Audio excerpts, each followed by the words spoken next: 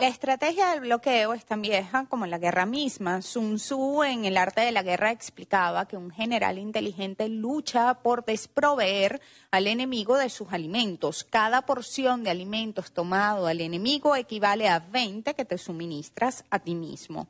Un maestro experto en las artes marciales deshace los planes de los enemigos, estropea sus relaciones y alianzas, le corta los suministros o bloquea su camino, venciendo mediante estas tácticas sin necesidad de luchar.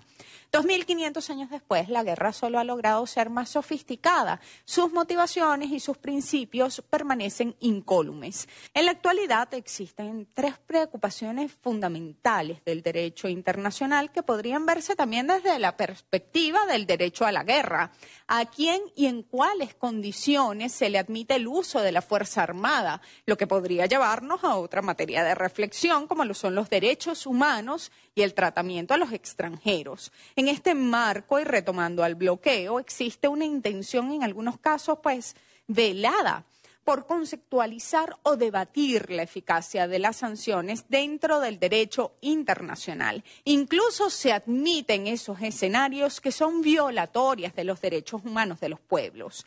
Si existen principios dentro del derecho internacional, ¿no?, como lo son la soberanía y la autodeterminación, entonces los estados solo pueden sancionar dentro de sus fronteras. La sanción es la pena que una ley o un reglamento establece para sus infractores. También puede entenderse como aquella fuerza física, latente o efectiva ejercida por la comunidad jurídica para reprimir los actos desviantes de los miembros de tal comunidad para consolidar los valores que están en la base social de la comunidad jurídica en cuestión.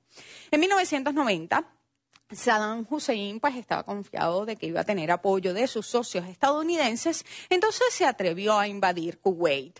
La ONU, a través de la resolución 661, estableció un andamiaje de sanciones que se prolongaron hasta mucho después de que Saddam Hussein se rindiera. La respuesta implicó el despliegue de una coalición internacional autorizada por la ONU. Así, el 17 de enero de 1991, las pantallas de televisión mostraban por primera vez en vivo y en directo las inclemencias de la guerra en el Golfo. Durante 13 años, estas medidas coercitivas se mantuvieron y debilitaron la infraestructura, el acceso al agua potable, la manufactura, la producción y la capacidad para alimentar o sanar a la población. En los primeros 10 años, 1.614.303 personas fallecieron, entre ellos 667.773 niños menores de 5 años. Y eso lo hizo la humanitaria ONU. Si bien ya teníamos precedentes de la crueldad de las guerras imperiales y todavía nos azota, nos descarga el recuerdo de Hiroshima y Nagasaki o de Vietnam, lo que ellos categorizan como la primera crisis de Irak originó también cambios progresivos de la perspectiva desde la cual nos mostraban la guerra a la opinión pública internacional. Mientras Tormenta del Desierto, por ejemplo, fue la primera guerra televisada en vivo, la guerra preventiva de Bush se publicitó entonces como quirúrgica. Entre el periodo que va desde la desintegración de la Unión Soviética y la guerra preventiva de Bush, se observa entonces la instauración de una serie de conceptos que pretenden mostrar una perspectiva de la guerra tan aséptica como falsa. Entre ellos, por ejemplo, la guerra humanitaria, la responsabilidad de proteger, las sanciones inteligentes o los ataques quirúrgicos, etc. La guerra, señores, mata y sigue siendo tan salvaje como en los tiempos de la barbarie. Las sanciones, como instrumento de guerra, generan dentro de los escenarios jurídicos internacionales, entonces, cuestionamientos poco mediatizados en los que se debate sobre su eficacia y los perjuicios que genera a la población civil.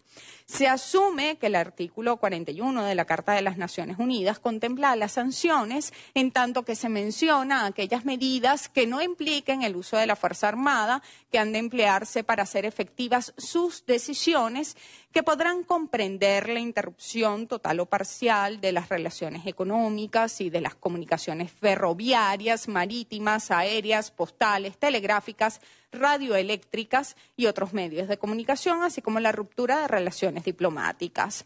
En 1998, La propia ONU reconoció que observaba una tendencia creciente hacia la aplicación interestatal de sanciones, lo que evidencia la voluntad de ciertos estados de hacer valer sus leyes de manera supranacional y en detrimento del derecho internacional.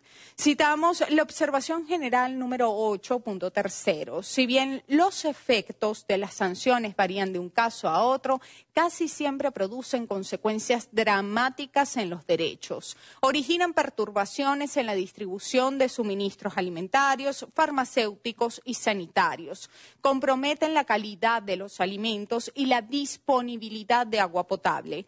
Perturban gravemente el funcionamiento de los sistemas básicos de salud y educación y socavan el derecho al trabajo. Además, cabe citar entre las consecuencias indeseadas el refuerzo del poder de minorías opresoras, la aparición prácticamente inevitable de un mercado negro y la generación de grandes beneficios inesperados para los grupos de los privilegiados que lo administran. Todos, señores, todos los que aplican sanciones conocen esas consecuencias.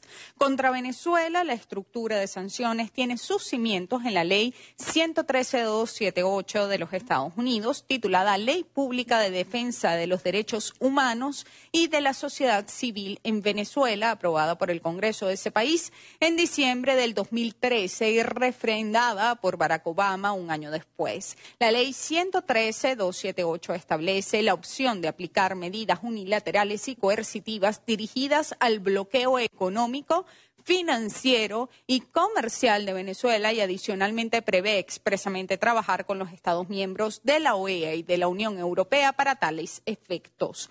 Sobre esta legislación se erigió la orden ejecutiva de Barack Obama que establece por dictado que Venezuela es una amenaza inusual y extraordinaria para los Estados Unidos. Prosiguieron emitiendo sanciones desde la OFAC contra el entonces vicepresidente Tarek El Aissami y los magistrados del Tribunal Supremo de Justicia.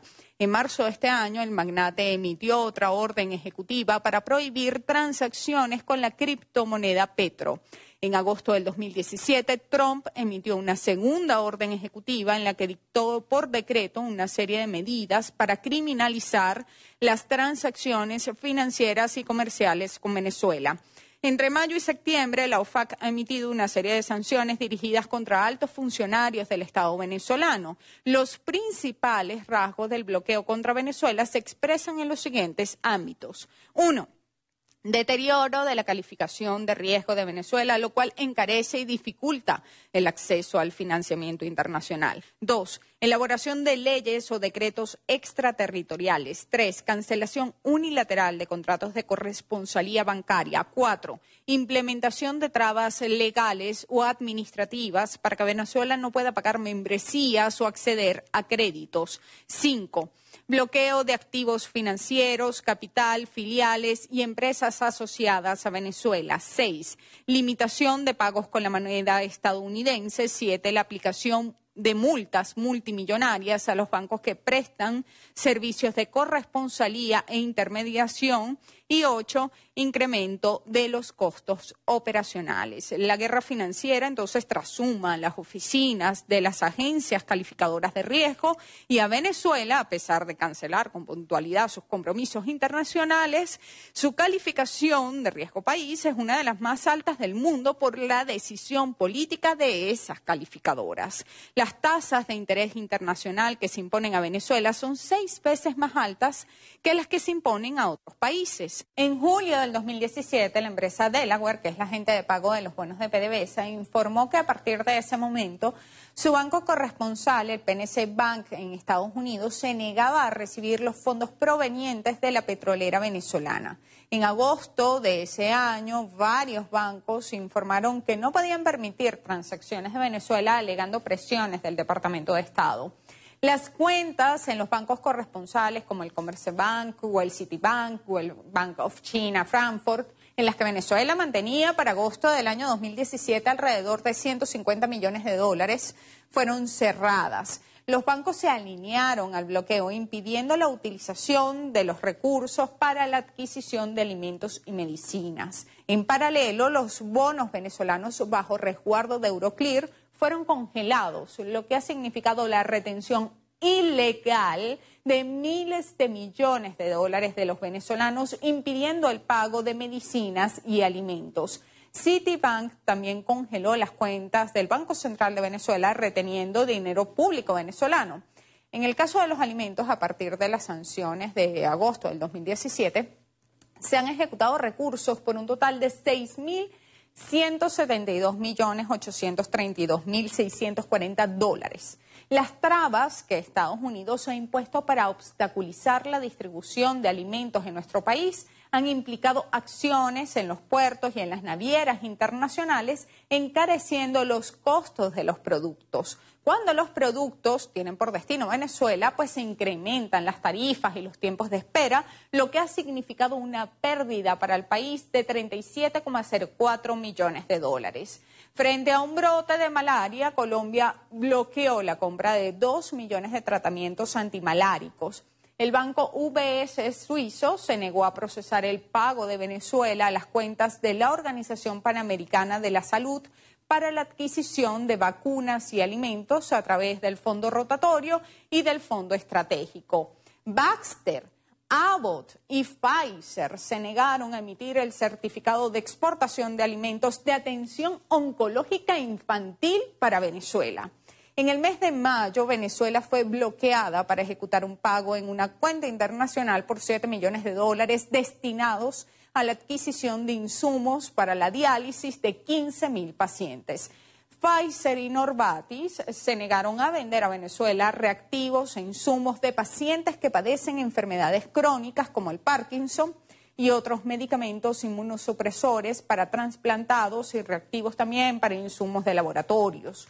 Se congelaron también los recursos para importar 300.000 dosis de insulina porque Citibank se negó a recibir los fondos depositados por Venezuela para su importación. Todas estas afectaciones son planificadas concienzudamente por el gobierno de los Estados Unidos. De hecho, el secretario de Estado recientemente aceptó que las sanciones contra Venezuela tienen un impacto adverso sobre el pueblo de Venezuela. Y William Bromfield, ex diplomático y ex embajador de Estados Unidos en nuestro país, dijo durante su participación en un foro organizado por el Centro para Estudios Estratégicos Internacionales que las sanciones generaban tragedia y sufrimiento en millones de venezolanos, pero que el resultado deseado justifica ese castigo severo a la población. Y estas son palabras textuales. Para el año 2014 habían 20 países sancionados por Estados Unidos y en la actualidad somos muchos más, porque la administración de Trump blandea a capricho las medidas unilaterales y coercitivas, incluso por encima de la Corte Penal Internacional que recientemente falló a favor de Irán frente a las sanciones relacionadas con bienes humanitarios, medicamentos y aviación civil. Cuba había logrado entablar, ciertos senderos diplomáticos de discusión con Estados Unidos. Barack Obama, de hecho, reconoció que Estados Unidos había fracasado con el bloqueo contra Cuba. Sin embargo, no logró, o más bien no quiso, creo yo, remover las estructuras políticas y jurídicas que han intentado asfixiar a la isla durante más de medio siglo. Trump, utilizando como excusa un incomprensible ataque sónico, recogió los maletines de los salones de la diplomacia y reactivó las hostilidades. El día 6 de junio del 2017, el magnate firmó el Memorando Presidencial de Seguridad Nacional sobre el fortalecimiento de la política de Estados Unidos hacia Cuba, con el que dejó clara además su intención de endurecer el bloqueo. En los últimos meses se ha intensificado la persecución a las transacciones financieras cubanas y a las operaciones bancarias y crediticias a escala global. Los daños acumulados por el bloqueo durante casi 6 décadas de aplicación alcanzan la cifra de 933.678 millones de dólares. Desde abril del año pasado hasta marzo de este año se ha registrado una pérdida equivalente a los 4.321 millones de dólares. Mañana, Cuba estará en la Asamblea General de la ONU presentando la resolución sobre la necesidad de poner fin al embargo y bloqueo económico y comercial impuesto por Estados Unidos. Y cuando los cubanos expliquen en ese auditorio que reúne a las naciones del mundo el cruel bloqueo que resisten, estarán levantando la voz por todos aquellos pueblos que hemos sido víctimas y que somos víctimas de ese instrumento de guerra imperial. Mientras ellos reinciden en el odio y la violencia, nosotros reincidimos en el amor y la esperanza. Hasta un nuevo clic. ¡Viva Venezuela, mi patria querida!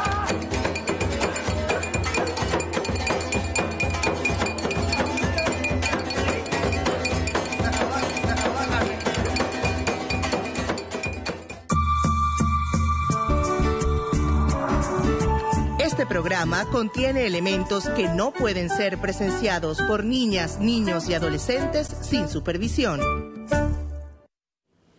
¡Epa, compadre! ¡La hojilla! Estamos en la hojilla. Hojilla, ¿cómo es que dice la propaganda aquella, Nicolás? Hojilla raspapalante, que duran hasta que aguante. Mario, ¿qué tal? ¿Cómo está la hojilla hoy, chicos? Anoche te estábamos viendo. Fidel no se pierde la hojilla. Rumbo al socialismo, con Chávez, todos somos sus hijos e hijas. El pueblo es el hijo de Chávez. Presidente, el mensaje para la hojilla, para la continuidad de... La hojilla. Bueno, la hojilla es el programa más visto de la televisión venezolana, sin lugar a dudas. No lo digo yo, lo dicen los números. El programa con más credibilidad que hay. Y Mario Silva es un gladiador, amado por el comandante Chávez. Mario Silva, amado por Chávez, valiente, gladiador, inteligente gladiador, él y todo su equipo. Así que honor a Mario Silva y a su programa La Hojilla, que en vida del comandante Chávez en este planeta, digamos, en vida terrenal, bueno, lo defendió con todo, pues. Con todo, con los codos, con las uñas, con la verdad, con todo siempre lo defendió. Gracias, Mario Silva. Gracias, hermano. Gracias, mi amor. Prepárense. ¡Cuidado! ¡Cuidado! Bueno, yo además de cristiano, yo no soy solo cristiano. Yo soy un revolucionario y también soy marxista. Asumo el marxismo. Revolución es sentido del momento histórico. Es cambiar todo lo que debe ser cambiado. Es igualdad y libertad plena. No se trata de solo de hablarlo y proclamarlo. Hay que construir el socialismo. Nuestro socialismo en el siglo XXI, en Venezuela, en el marco de América Latina y en el marco de los acontecimientos mundiales.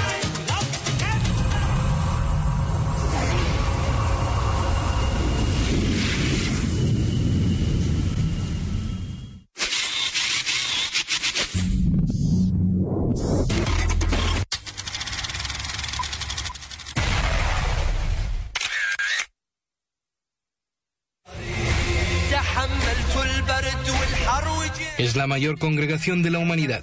Musulmanes de todo el mundo se dirigen hacia Karbala desde hace días, recorriendo miles de kilómetros a pie para llegar al mausoleo del nieto del profeta del Islam, el Imam Hussein. El amor al Imam Hussein nos ha congregado aquí. Esto une más a los musulmanes del mundo y contraría la voluntad de los enemigos.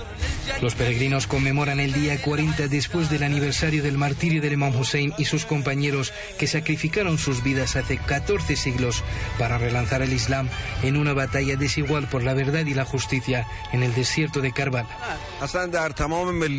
Las personas de todas las nacionalidades que llegan aquí tienen una sola palabra: Hussein. ¿Qué hizo Hussein para que después de 1400 años no solo no haya sido olvidado, sino que cada día, cada año, más gente viene para recordarlo?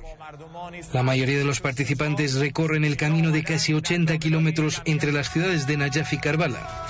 Así recuerdan el sufrimiento que padeció el Imam Hussein y sus 72 compañeros en la batalla desigual contra la tiranía y la injusticia.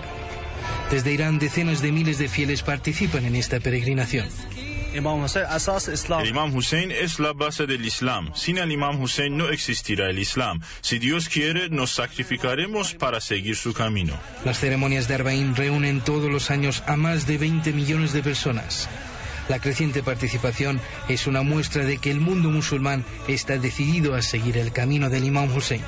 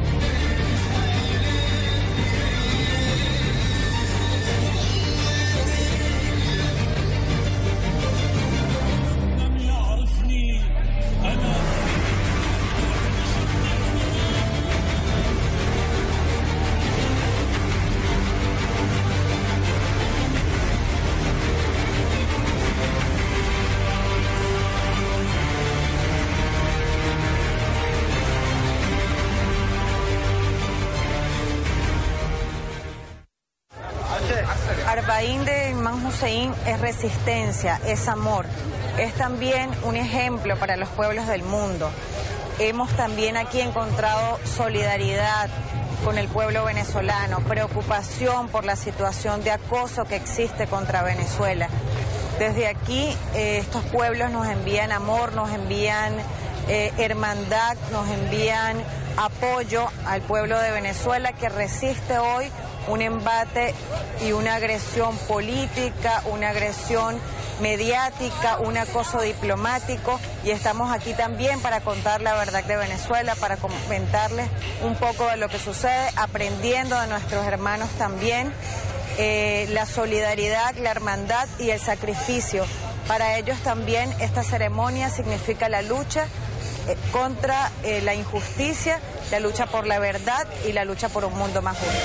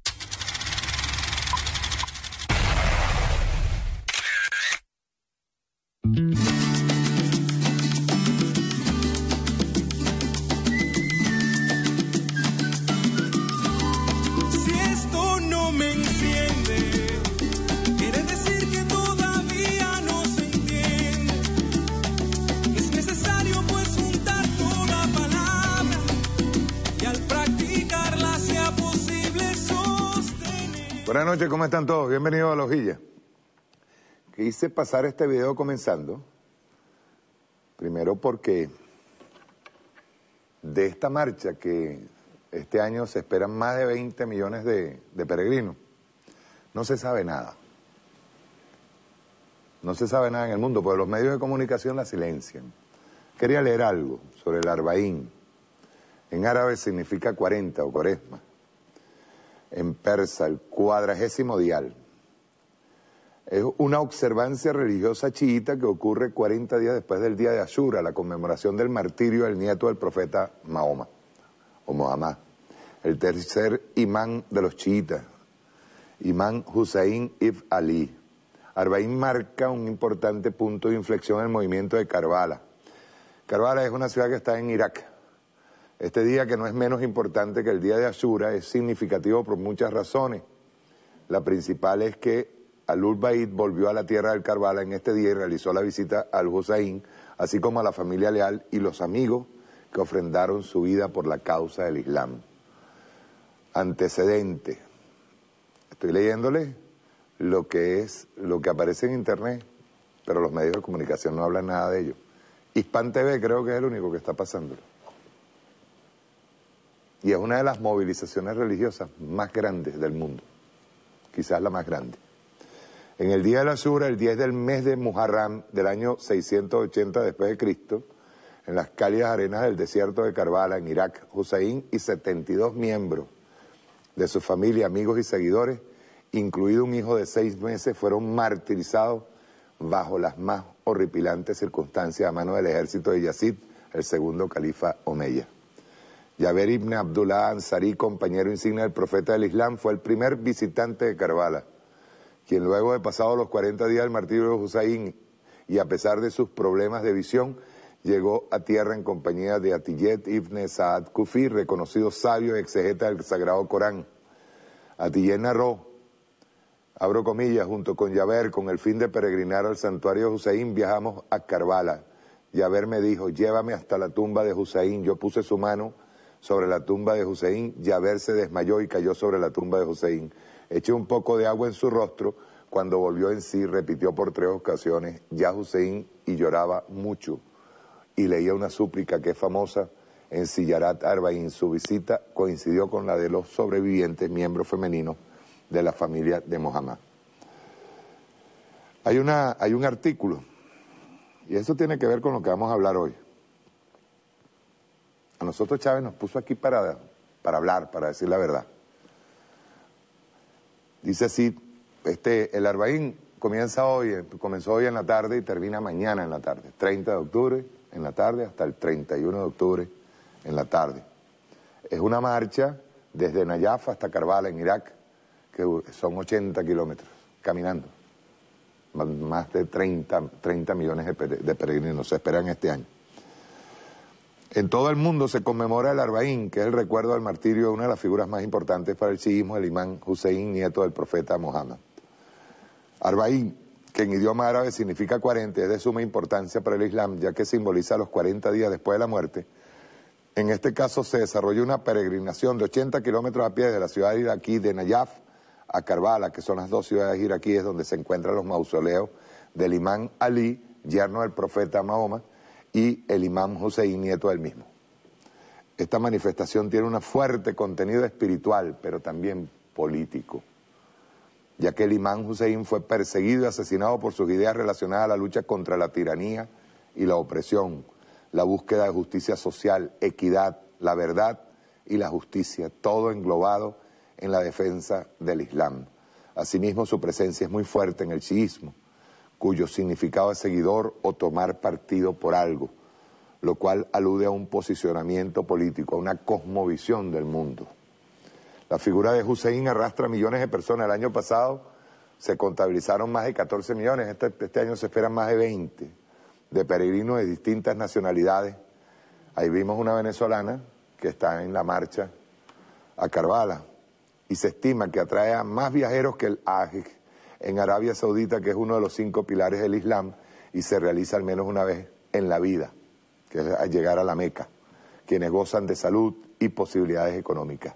Hay que tener en cuenta que los chiitas representan entre el 10 y el 13% de los musulmanes en el mundo. Es decir, que es una fe que reúne a más de 200 millones de individuos y dentro de las diferentes ramas del Islam es la minoritaria, pero muy a pesar de ello la peregrinación de Arbaín es multitudinaria, pero silenciada por los medios masivos de comunicación. Según el Ministerio de Exterior de Irak, este año tan solo se registraron 1.600 periodistas y productores de documentales procedentes de 32 países del mundo y 120 institutos de medios internacionales en Irak para cubrirlo. Habría que preguntarse por qué el silencio de los grandes medios de comunicación, teniendo en cuenta que Irak sufrió devastadoras luchas, incluyendo la guerra con su vecino Irán. Y fíjense ustedes que hay muchos peregrinos iraníes que van a Karbala. Sufrió los embates de los movimientos takfiris, tales como el Daesh, los cuales continúan con una mínima presencia en el norte del país. A pesar de ello, albergan a millones de peregrinos sin que suceda ningún acto de inseguridad. Resulta interesante la posición del pueblo iraquí, que se prepara durante el año para entregar alimento y agua sin costo alguno, como dicen ellos, para servir a los peregrinos. Y esto se relaciona íntimamente con la posición del Islam, que plantea una umma o comunidad islámica sin bandera, impulsando acciones comunitarias en un mundo cada vez más individualista. Es así que Arbaín deja uno de los mensajes más importantes: la unión de la comunidad contra la opresión de un sistema que divide económicamente a la sociedad y silencia a los detractores del mismo. Este fue escrito por Valeria Agustina Rodríguez, musulmana, es politóloga de la Facultad de Ciencias Sociales de la Universidad de Buenos Aires, se especializa en Medio Oriente y participa en diferentes medios de comunicación como Hispan TV, Radiográfica y Data Urgente. Lo quise poner como una muestra. Primero, vayan colocándome el video, por favor, el de matemáticas. Porque el sistema imperante en Occidente no ha entendido la bondad de este pueblo. Que vayan más de 80 millones de personas, perdón, más de 20 millones de personas, y que durante 80 kilómetros se despliegue todo una especie de clima de hermandad en donde se entrega gratuitamente alimento y agua. Ustedes ven como en uno de los videos le rocían agua por el calor, y que se le entregue comida a todos los peregrinos. Occidente no ha entendido la bondad de este pueblo árabe, el pueblo palestino, y siguen atacándolo. Y lo peor de todo, que es lo terrible, es que nuestro pueblo árabe, ese pueblo enorme y bello que es el pueblo árabe, también los Estados Unidos y la civilización occidental no solamente lo marca, lo estigmatiza como terrorista, sino que lo divide. Caso específico de Arabia Saudita. Pero es hermosísimo esto que está sucediendo hoy a partir del 30 de octubre hasta la tarde del 31 de octubre. Bien, yo les decía que el sistema occidental, sobre todo el de los medios de comunicación, es terrible. Decía Joseph Goebbels, secretario de propaganda de la Alemania nazi, de Adolfo Hitler, decía que una mentira repetida 100 veces se convierte en una verdad. Este video que les voy a presentar ahorita más o menos tiene que ver con eso. Luego vamos a entrar en varios temas, sobre todo lo que ha venido ocurriendo. Pero quiero que tomen en cuenta bien este video, de paso, para que ustedes vean lo que es Goebbels. Lo presentó uno de los canales de YouTube más reaccionarios que hay. Yo creo que ellos no entendieron bien. Ellos hablan de los progres, del daño que hacen los progres. Pero creo que no entendieron bien el mensaje de este video. Esta es una recreación de cómo funciona el sistema norteamericano. y cómo funciona el sistema occidental, sobre todo. Vamos a verlo, rueda.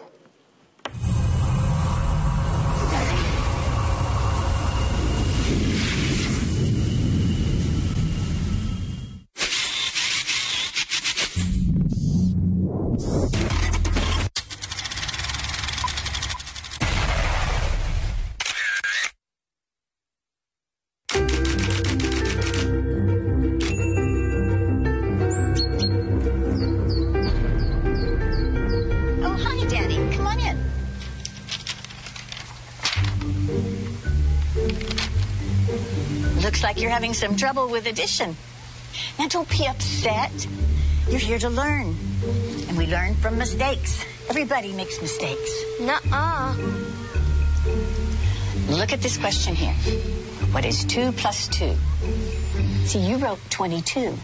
But when we do addition, we don't just put the numbers next to each other. That's stupid. All right. Think about it this way. If I have 2 markers in this hand, and then I add the 2 markers from this hand, how many markers do I have now? 22. No, Danny, it's 4.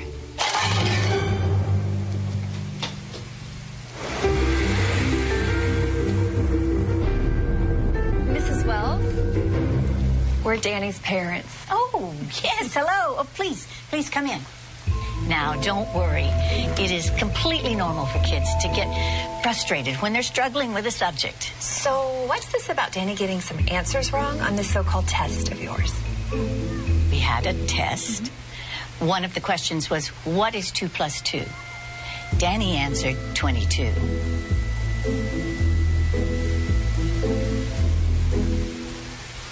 And?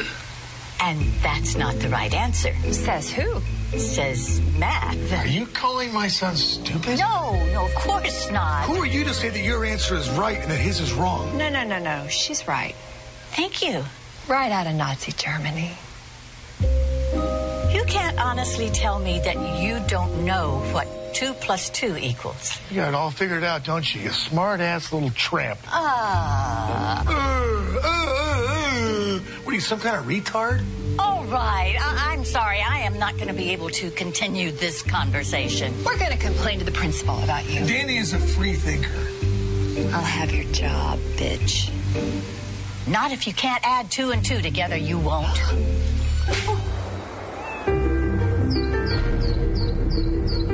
Mrs. Wells. Oh, sorry, Principal. I didn't see you. I understand you had an issue yesterday with the parents of one of our students. It did get a little crazy. When things get out of hand, I really need you to let me know about it. Sure. So how do you want to handle it? I guess you could apologize. What? His mom hit me. I understand you told Danny he had a wrong answer on his test. He did have a wrong answer on his test. Yeah, it's not our job to tell students when they're right and wrong. That is exactly what our job is. Parents don't want you ramming your biased views down their kids' throats. That's not biased. That's how math works. You know what doesn't work? Your attitude. Look, maybe I can explain this in math terms so you can understand. If you took all the kids in this classroom and divided them by 0, that's exactly the amount of respect you're giving them. Something you'd like to say? You can't divide a number by 0 and get 0. So now I'm stupid. Just some crazy administrator doing paperwork while you superstar teachers change the world.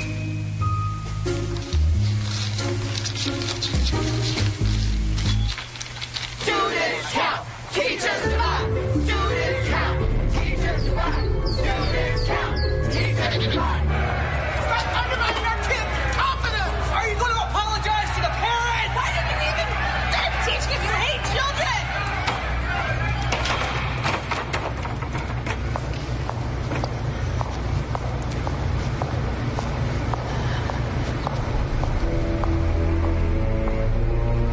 Please, have a seat, Mrs. Wells. Thank you.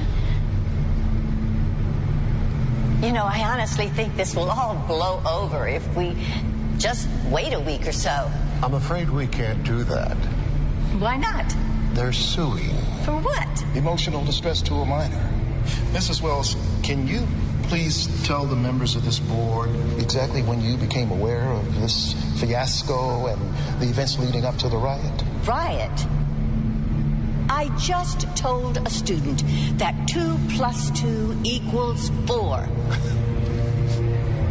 We need for you to recant that. What? Just say that you're open to the possibility there might be multiple correct answers. But that's not true. We can't let them bully us. This is so stupid. Stupid. That's your problem. Anyone who disagrees with you is stupid. There is nothing to disagree with. There is only one correct answer. For your sake, I certainly hope you have that correct answer when the media gets wind of this. I do. It's 4. I have my own answer. This school minus you equals tomorrow. You're firing me? Suspending. While you reconsider your extremist views. You brought this on yourself.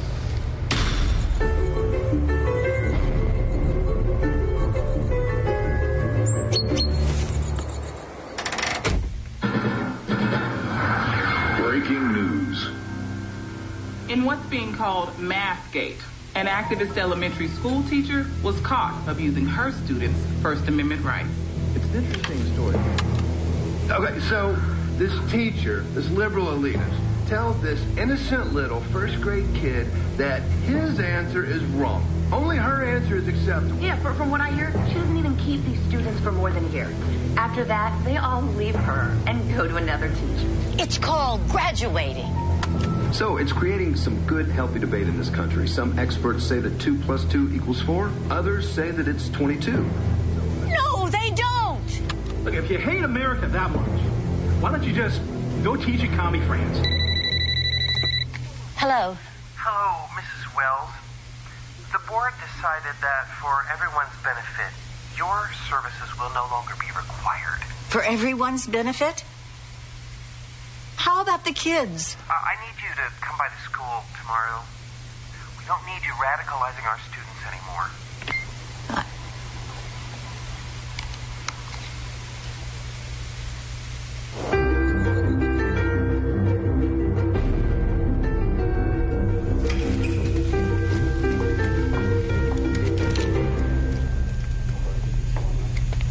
Mrs. Wells, thank you so much for coming. You know, I'm just so sorry it happened this way. If only you'd been willing to be more open-minded. About math? What about academic integrity? You were warned, given an explanation, and yet you persisted. But we will, of course, fulfill our financial obligations. Now, that's $2,000 for your last pay period and $2,000 for this one, so that's $4,000. Wrong. It's $22,000.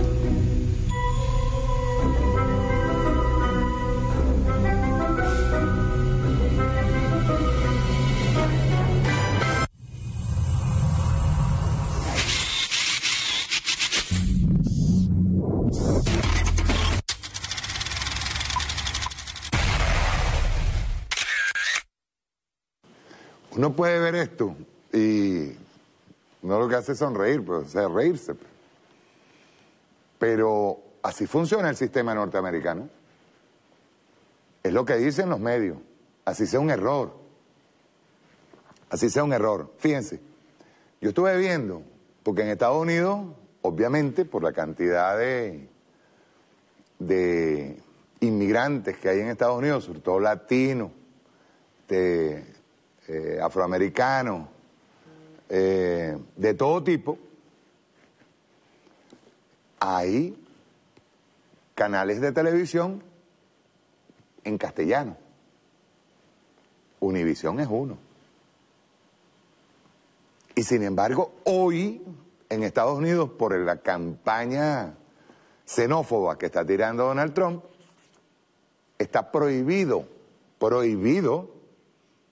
porque se han venido dando casos de insultos en la mitad de la calle o dentro de un McDonald's o dentro de un mercado o dentro de un restaurante en donde un latino no puede hablar en castellano. No pueden, le saltan encima. Hay un renacimiento, del supremacismo blanco. Hay un renacimiento del racismo, de la segregación racial. Terrible. Y es así como funciona. Te digo la mentira y tienes que aceptarla. Lo que decía Galeano, el mundo al revés. Y tienes que aceptarla. Si no la aceptas, de inmediato eres acusado de radical, de liberal, de comunista. Hoy yo veía un video en donde estaba Patricia Poleo entrevistando a Nito Pérez Osuna. Y hay una parte en donde Patricia Poleo no sabe hablar inglés. Todo lo tenía traducido en un papelito. Y ella pone a Mike Pence a hablar de Venezuela. Porque ahora resulta que Mike Pence le dijo a Donald Trump, con cámaras por delante, que nosotros, que tenemos una de las crisis económicas más terribles, ¿verdad?, propiciada por un bloqueo económico, propiciada por una guerra económica, resulta que le dicen que ahora nosotros estamos financiando la caravana de personas que están yendo hacia Estados Unidos. Que nosotros financiamos eso. Resulta que el video que le colocan allí, en transmisión, a Patricia Poleo está en inglés. Y cuando ella termina, yo lo hice corto, cuando termina inmediatamente, Patricia Poleo dice, bueno, yo pensé que lo iban a poner en castellano. Qué terrible, Patricia, porque allá en Estados Unidos, quien esté hablando en este momento en castellano, le están cayendo encima. El que está hablando en castellano, en español. ¿Eh? Le están cayendo encima. Pero lo más terrible es lo que dice Nito Pérez Osuna. Nito Pérez Osuna hace un análisis, pero fue una diarrea mental lo que soltó. Una mujer que está...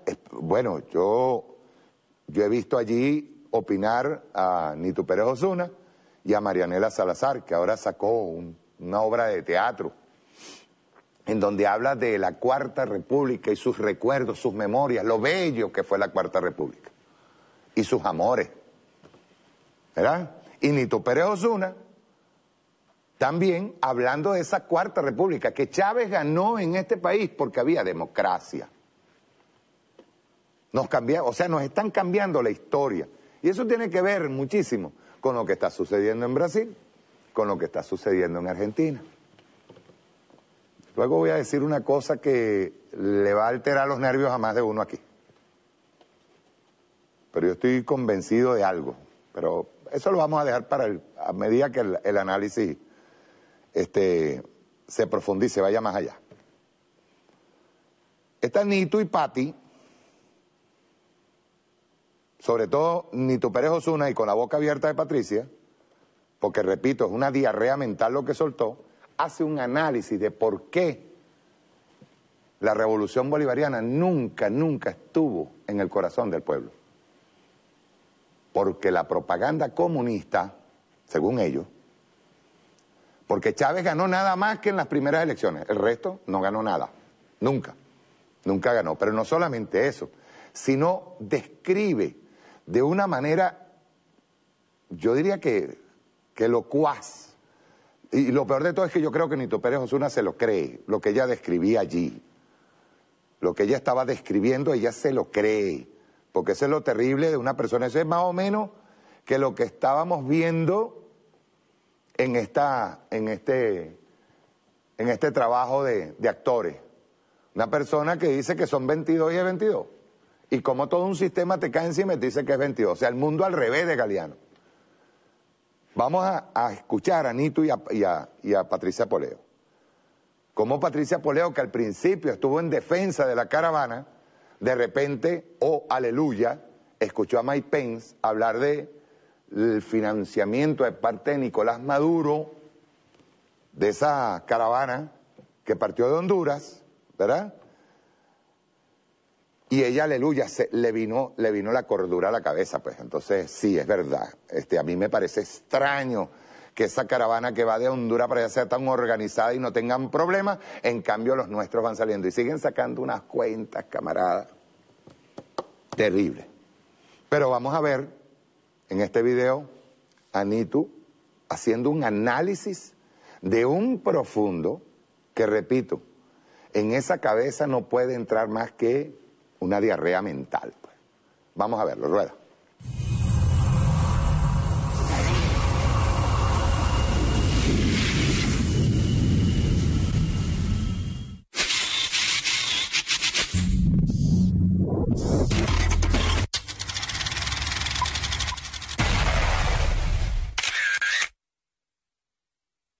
Mientras la caravana de migrantes hondureños continúa su avance por México hacia Estados Unidos, el vicepresidente estadounidense Mike Pence afirmó el martes haber recibido información del gobierno de Honduras. Por instrucción del presidente hablé con el presidente Hernández de Honduras.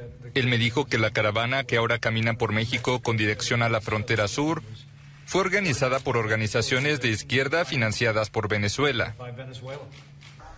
El gobierno hondureño acusó a la oposición política de convocar a la caravana para provocar ingobernabilidad en el país. Por su parte, el presidente Donald Trump sostuvo sus afirmaciones de lunes en las que aseguró que entre la caravana viajaban personas de Medio Oriente. Claro que podría haber. ¿Tiene evidencias? Tengo muy buena información. Trump advirtió que comenzará a cortar la ayuda económica que su país otorga a Guatemala, Honduras y El Salvador al estimar que fueron incapaces de impedir que la caravana partiera desde Centroamérica, e insistió en que no permitirá el ingreso de los migrantes a territorio estadounidense. Yo ayer hice un comentario, y ni siquiera sé si lo hice al aire o se lo hice al equipo aquí, acerca de cómo, creo que fue al aire, acerca de cómo esta caravana que salió de Honduras, que son más de 7.000 personas, está arropando mediáticamente lo que está pasando con los venezolanos. Bueno, por cierto que uno de los comentarios que me hicieron fue que yo estaba con el G2 cubano porque yo estaba hablando de esta caravana como que si fuera algo espontáneo. Bueno, ahora ha surgido toda la información que está en los medios. Antes de comenzar con la entrevista, vamos a escuchar lo que dijo el vicepresidente Mike Pence, que aseguró que el presidente de Honduras le dijo que la caravana de inmigrantes es financiada por el régimen de Venezuela. Vamos a escuchar a Mike Pence. What the president of Honduras told me was organized by leftist groups in Honduras, financed by Venezuela. Bueno, lamentablemente está en inglés. Yo pensé que el video estaba en español, pero el vicepresidente dice que el presidente de Honduras, Juan Orlando Hernández, le dijo que la caravana era financiada por el régimen de Venezuela. Está hablando de cómo ha sido el paso por los diferentes países y hay una posición muy dura de Estados Unidos con respecto a permitirles ingresar, ¿no? Pero a mí me llama mucho la atención que lo organizado de esto, ¿no? Porque hemos visto en trabajos hechos por el enviado de Factores de Poder, o sea, que es trabajo nuestro, del canal, cómo caminan los venezolanos, lo precario de la situación de los venezolanos, que no tienen con qué alimentarse, no tienen a veces que tomar agua, y cómo ha sido esto que han ido avanzando para hacer tanta gente sin problemas, sin accidentes. O sea, eso sí me llamó la atención. Mira, para entender esto hay que entender lo que es la propaganda comunista.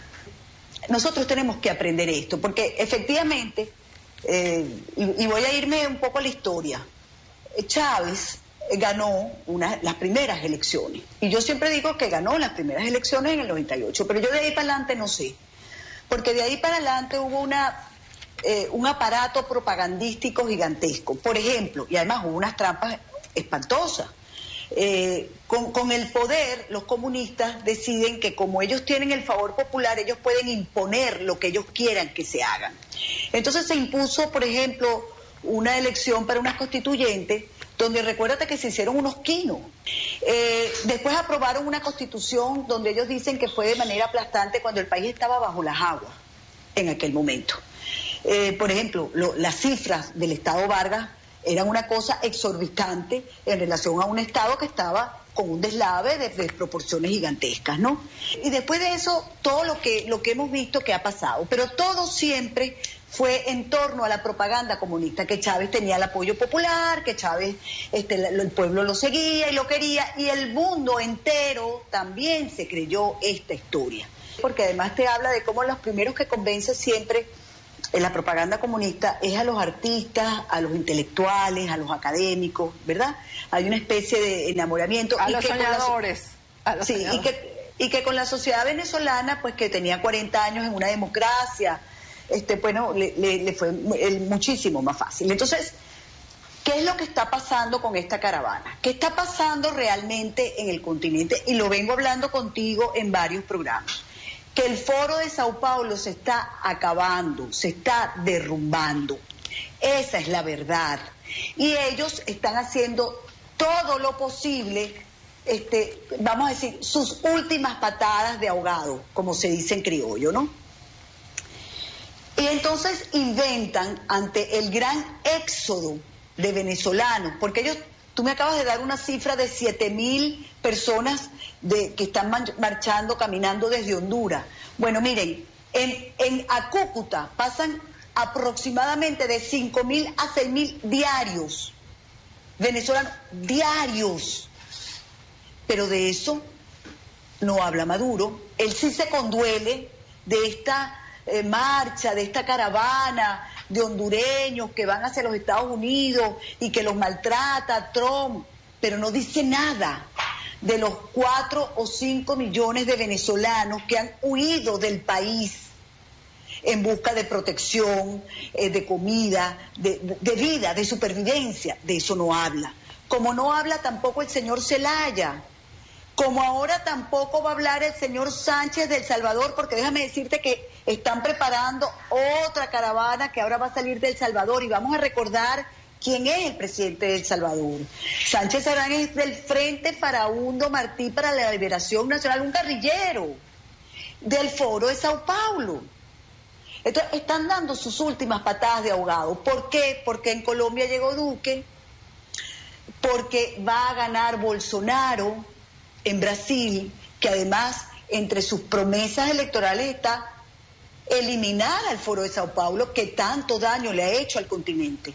Y además ha dicho que su acción número 1 es hacer todo lo que se pueda para salir de Maduro de inmediato, porque Maduro es un problema para la comunidad, para el mundo.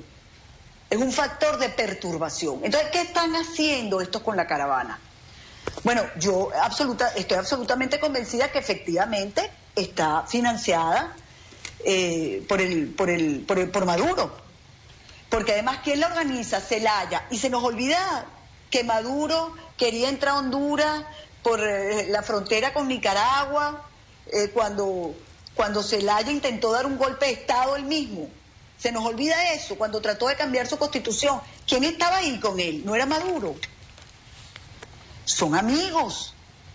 Bueno, son de la causa, son del proceso, son del foro. Mira, es la propaganda comunista en acción que además siempre ha actuado de la misma manera, porque dominan medios de comunicación en el mundo entero. Tienen periodistas en el mundo entero, intelectuales en el mundo entero. Profesores universitarios. Claro, que hoy en día algunos se han desactivado o apartado, pero siempre han enamorado a estos, como tú los llamas, soñadores, que creo que Aquiles Esté lo llama los inocentes. Y que yo creo que muchos sí han sido inocentes, efectivamente.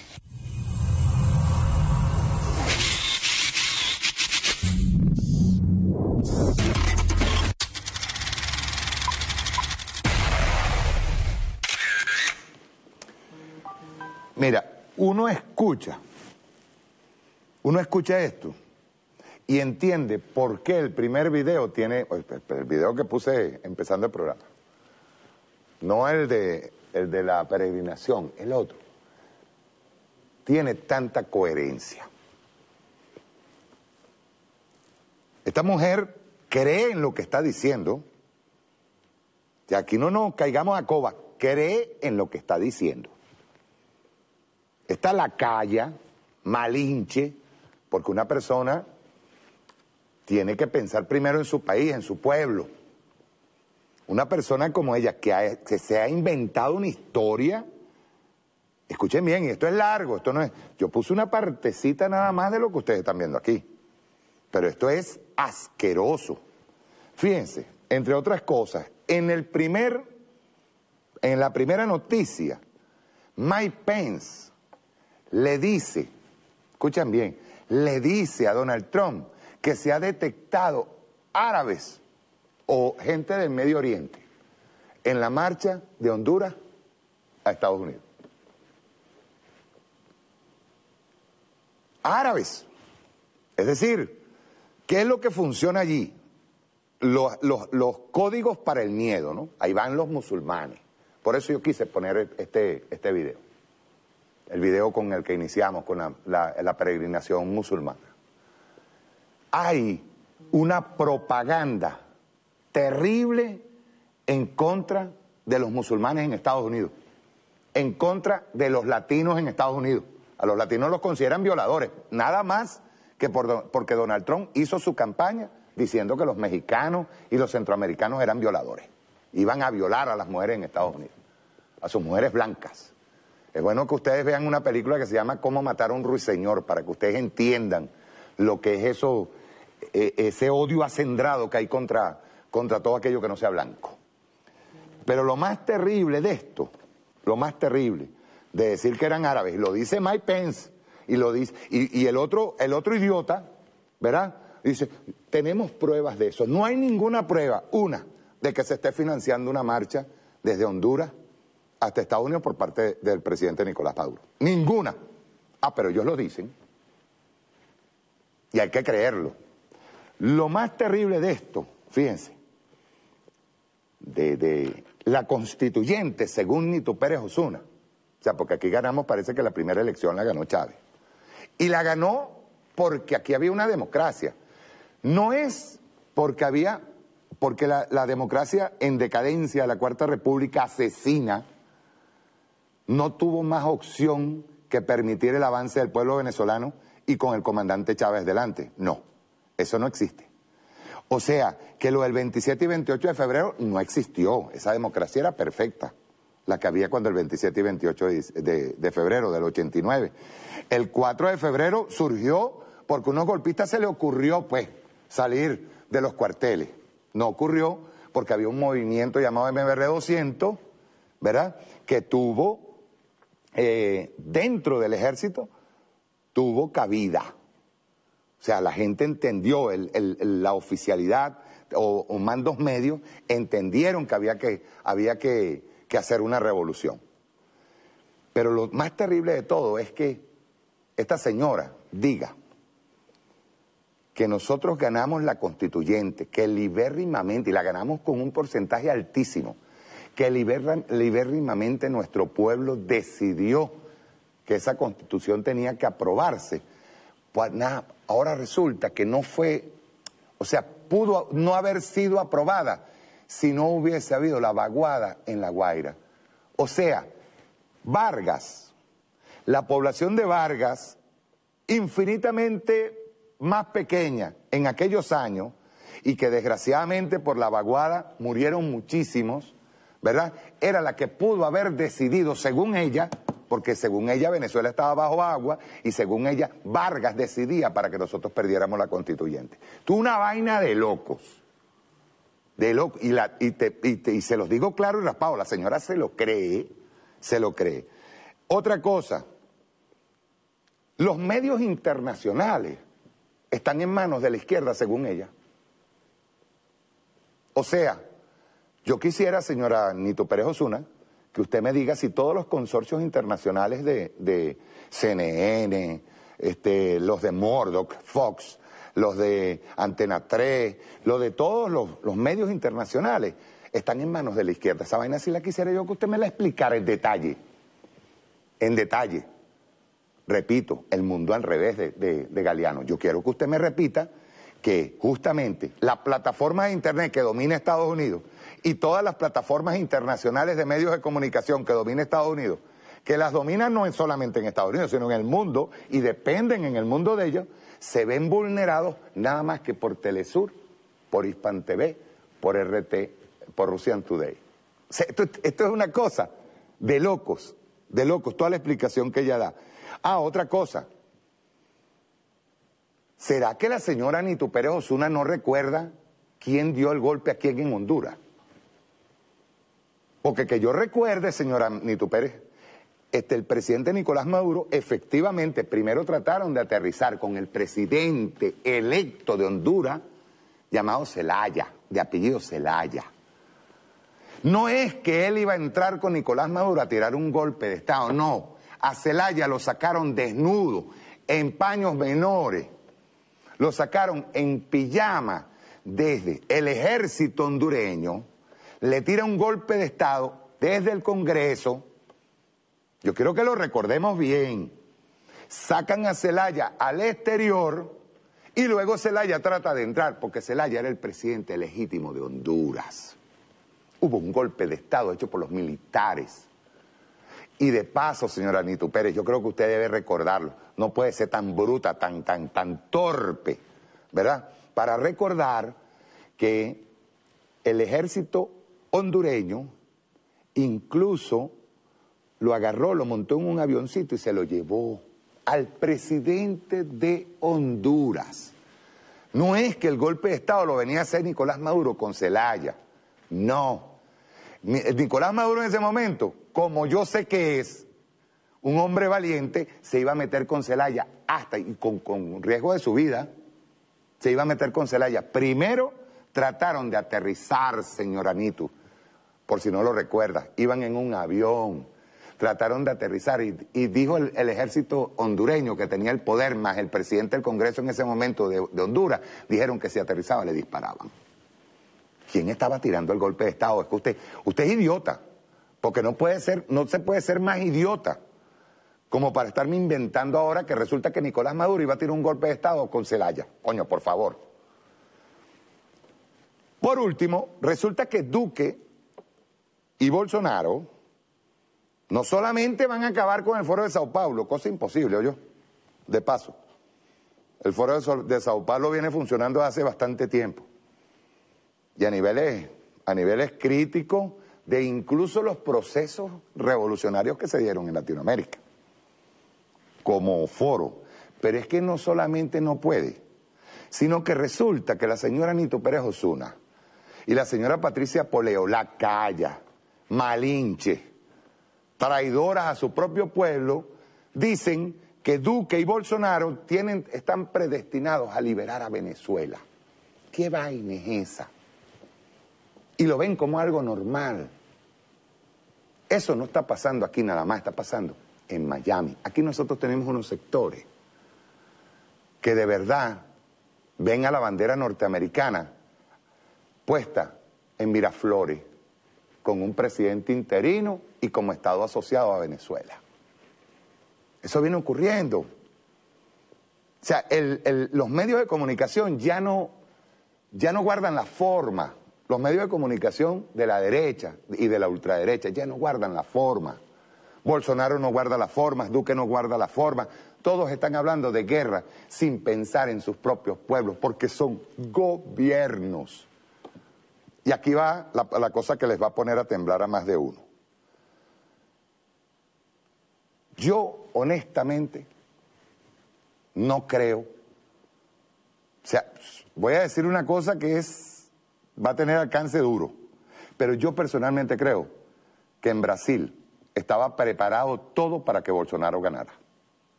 Así como lo oye. Yo sí lo creo. ¿Dónde arrasó Bolsonaro? En los sectores ricos. ¿Qué pasó en el momento en que Bolsonaro ganó? Y que los medios de comunicación no lo han presentado tal como debe ser. El pueblo brasilero salió a la calle. Ah, que hay otras connotaciones de por qué ganó Bolsonaro. Sí, es verdad. Y esas connotaciones nosotros tenemos que estudiarlas y revisarlas.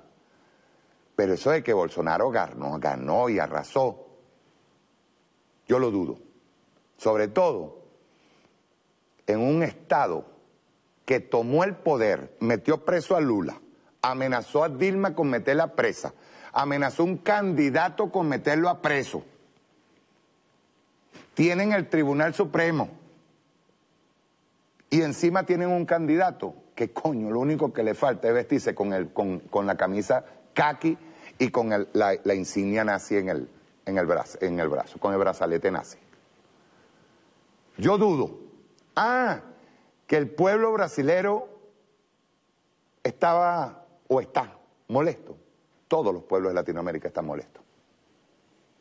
Y están molestos por una vaina muy simple. Nosotros, la mayoría, nos incluimos. Le hemos tenido miedo a la radicalización. Asimismo, en este momento, camaradas, en este momento se está violando el artículo 7 de la Corte Penal Internacional. Y la están violando Estados Unidos y todos los grupos poderosos en Venezuela. En este momento. ¿Quieren verlo? ¿Tienen el videíto que me trajo la gente de Prohibido Olvidar? Por favor. Quiero que vean esto, por favor. Rueda.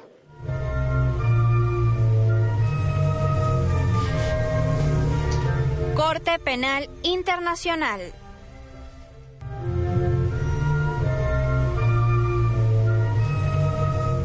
Estatuto de Roma. Crímenes de lesa humanidad.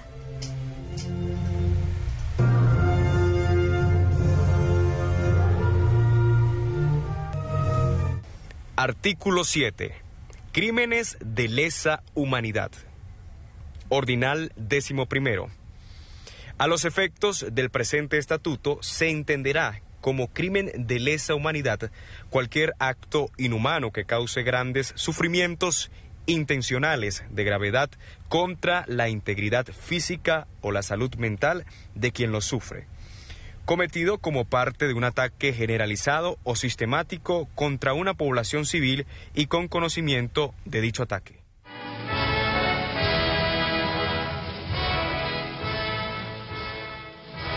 Gobierno de Estados Unidos.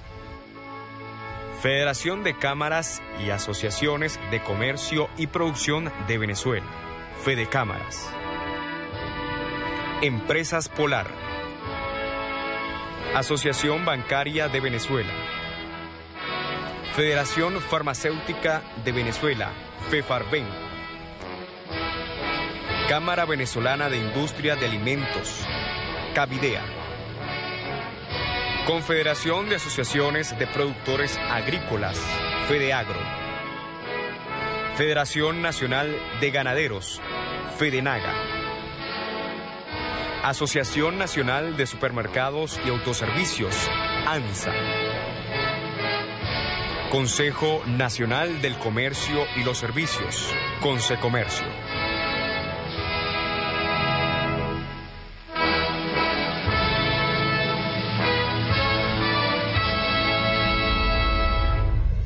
Prohibido olvidar. Hay algo que salió escrito, lo puse en Instagram, que está corriendo por Instagram. Un cartel que dice más o menos así, lo dice en portugués, en brasilero. Dice, una hormiga con bronca contra la cucaracha votó a favor del insecticida. Todos murieron, inclusive el grillo que se abstuvo de votar. Miren, camaradas, allí ustedes lo que estaban viendo en este momento, ese videito pequeño, el artículo 7 en la Corte Penal Internacional lo ha violado Estados Unidos y todas las asociaciones que representan la oligarquía de este país.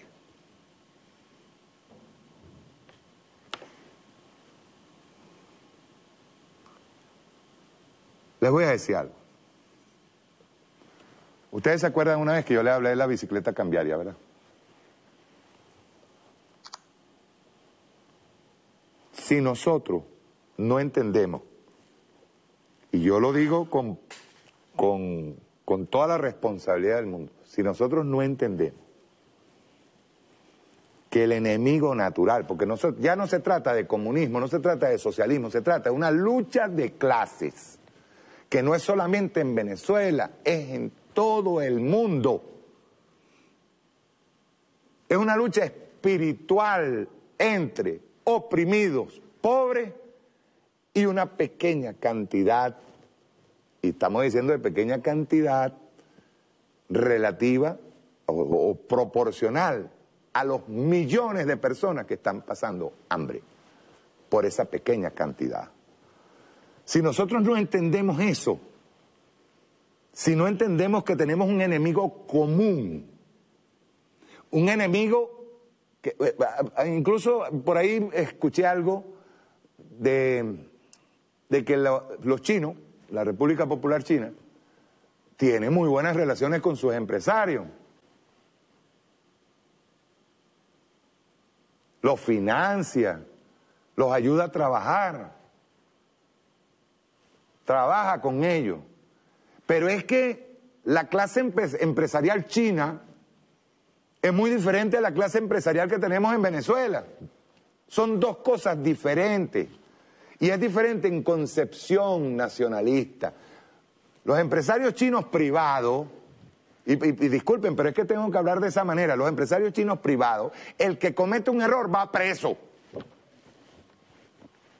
El que instiga o lleva en su proceder algún acto de corrupción es puesto preso.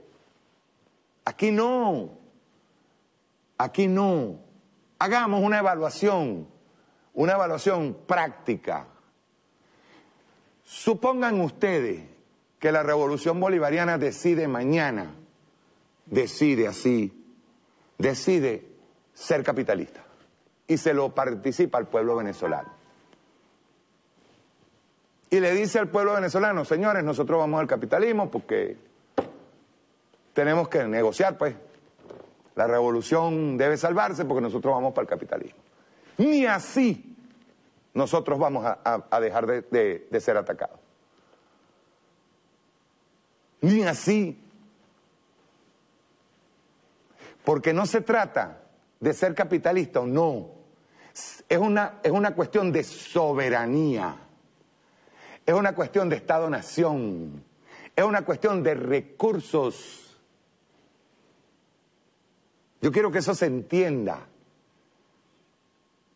Y lo que no nos perdona los Estados Unidos de Norteamérica, porque no son estos lacayos, estos pendejos que hablan, ni siquiera son los que han violado y han cometido delitos de lesa humanidad, como el caso de Fede Cámara, Fede Naga, Fede Agro y compañía. Lo que no nos perdonan es que Chávez no solamente cambió Venezuela, Chávez le dio un vuelco a aquello que ellos llamaron el fin de la humanidad, en donde el capitalismo neoliberal iba a imperar por muchos años. Chávez volteó la tortilla, y no la volteó en Venezuela nada más, no, la volteó a nivel mundial. Eso es algo que nosotros debemos tenerlo en cuenta. Cuando yo les hablaba de lo de la bicicleta cambiaria, es uno de los riesgos que nosotros corríamos. Nosotros nos anclamos al petro, sí, exactamente, y comenzamos con ¿cuánto? Con 60 bolívares el dólar. ¿En cuánto está ahorita? Y yo no le estoy preguntando al Banco Central de Venezuela, se lo estoy preguntando a la cuerda de vagabundos que están en este momento vendiendo los productos, no solamente en dólares, sino vendiéndolos a $230 porque la bicicleta cambiaria comenzó a manejarse así. Hay un dato, y ese fue uno de los riesgos, nosotros lo dijimos, era uno de los riesgos que se iban a dar. Si la magnitud del ataque al Bolívar que hay ahorita es como la registrada en el último mes de octubre, es decir, 3% promedio de variación diaria, lo que equivale a 140% mensual, el tipo de cambio en el mercado paralelo,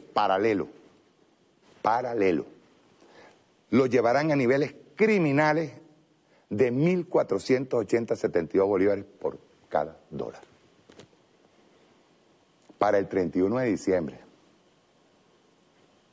Dice, esto representaría un ataque a la moneda de 1.645.244.534% desde enero de 2012. En enero de 2012 el tipo de cambio estaba en esos portales en 8.690 bolívares, dólar. Si continúan con la misma velocidad de manipulación, llegaría en diciembre a 148.072.000 bolívares, dólar. Representaría una inflación anual estimada de 132.796 con un margen de error del 10%. ¿Cuál es? Ahora ustedes dirán, ¿los ricos son los que más han generado ganancia aquí? Sí. Son los que más han ganado con esta hiperinflación. Y el pobre es el que se está dando los coñazos contra el piso. Ahora, ustedes dirán, ¿qué es lo que persiguen? ¿Cuál es el objetivo? Mire, hermano, nosotros lo dijimos el otro día, ellos el 10 de enero van a desconocer a Nicolás Maduro como presidente de la República. Pero para poder hacerlo, porque esto no es sopla y hace botella, para poder desconocer al presidente Nicolás Maduro, camarada, para poderlo desconocer, ellos tienen que llevar la economía a una situación insostenible, crear la rabia, crear los elementos de rabia. Y este pueblo sigue soportando estoicamente la revolución. Anda recho, sí es verdad, pero sigue soportando, calladito, aguantando. Este diciembre el ataque va a ser descomunal si no tomamos medidas. Descomunal, porque ellos van a buscar que no solamente la familia venezolana no tenga yacas, no tenga comida, no tenga pernil, no tenga nada. Nada. Mientras tanto, ellos están en sus federaciones planificando cómo van a entregar nuestro país en el momento en que la revolución caiga. Como dice la canción del necio.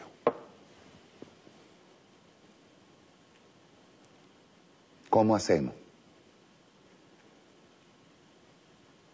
Y el pueblo soportando. Ellos necesitan que el 10 de enero este pueblo esté tan arrecho que no le importe si en el exterior desconocen o no desconocen a Nicolás Maduro. Lo bueno de todo esto, aunque estemos repitiendo el esquema de la hiperinflación, lo bueno de todo esto es que este pueblo es revolucionario y este pueblo sabe quién es el enemigo, pero nosotros también tenemos que actuar. El pueblo sabe quién es el enemigo, lo ha sabido siempre, lo percibe, sabe lo que están buscando. Duque y Bolsonaro no son más que dos piecitas de los gringos diciendo nosotros podemos formar parte de la fuerza multinacional. No están contando con sus pueblos. Y estoy hablando del pueblo colombiano y estoy hablando del pueblo brasilero. Porque, repito, son gobiernos, no son pueblos.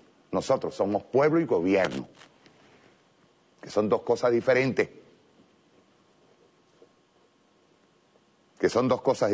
Este pueblo, cuando agarro y digo pueblo, hablo de Fuerza Armada y hablo de pueblo civil. Bueno, este pueblo tendría los cojones de unificarse en conjunto para defender la patria.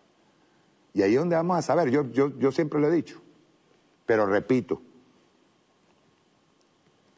no saquémonos de la cabeza, saquémonos de una vez de la cabeza, porque aquí hay que aplicar las leyes, y saquémonos de la cabeza que los empresarios quieren, y digo la gran mayoría, yo no voy a decir que todos, pero saquémonos de la cabeza que los empresarios, o por lo menos los que están en esas asociaciones, buscan la paz.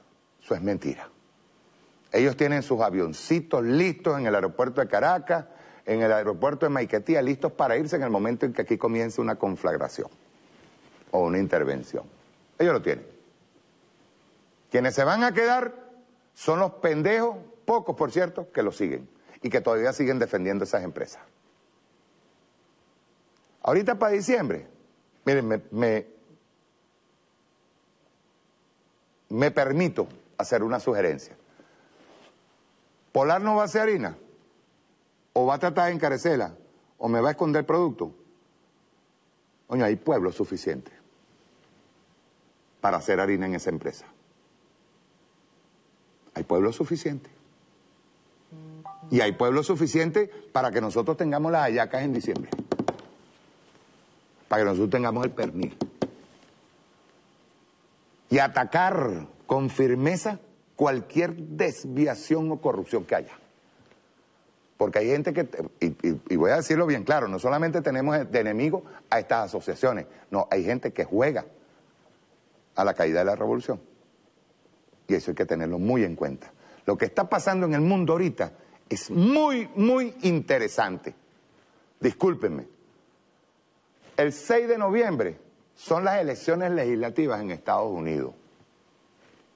Y Donald Trump se ha tirado una campaña feroz, belicista, en contra de China, en contra de Rusia y en contra de Irán. Y ahorita les voy a explicar cómo es. Es más, pónganme ahí, primero el video 4, que es Trump versus Irán, que les quiero explicar algo luego. Rueda.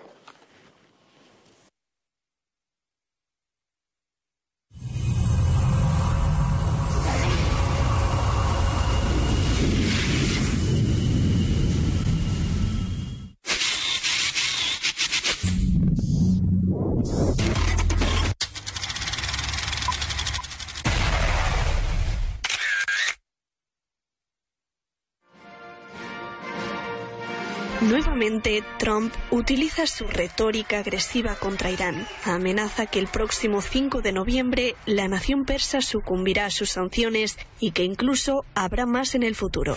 El 5 de noviembre, todas las sanciones de Estados Unidos contra Irán levantadas por el acuerdo nuclear volverán a estar en plena vigencia. Todas las sanciones que teníamos originalmente, que si las hubieran dejado un poco más, todo lo que hemos pasado en los últimos años habría sido más fácil. Todo lo que tenían que hacer era dejarlas como estaban. Las sanciones los estaban consumiendo, pero las hemos reinstaurado y serán igual de buenas. Desoyendo al mundo, Trump abandonó en mayo el acuerdo nuclear y reimpuso las sanciones que debían ser retiradas en virtud del acuerdo. Pero hace unas semanas recibió un duro golpe judicial.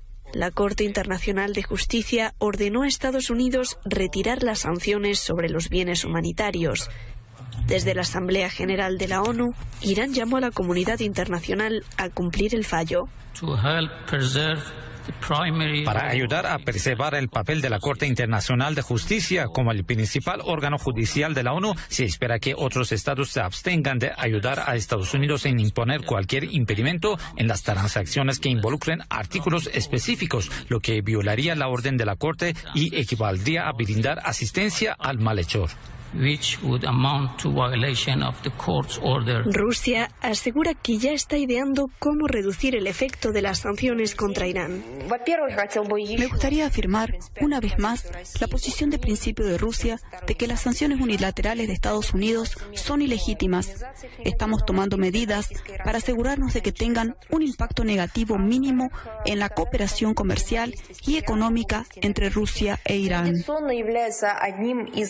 La postura hostil de Estados Unidos y las sanciones que entrarán en vigor en unos días no son nada nuevo. De hecho, Irán ya es objeto de las sanciones estadounidenses y asegura que se trata de una guerra psicológica.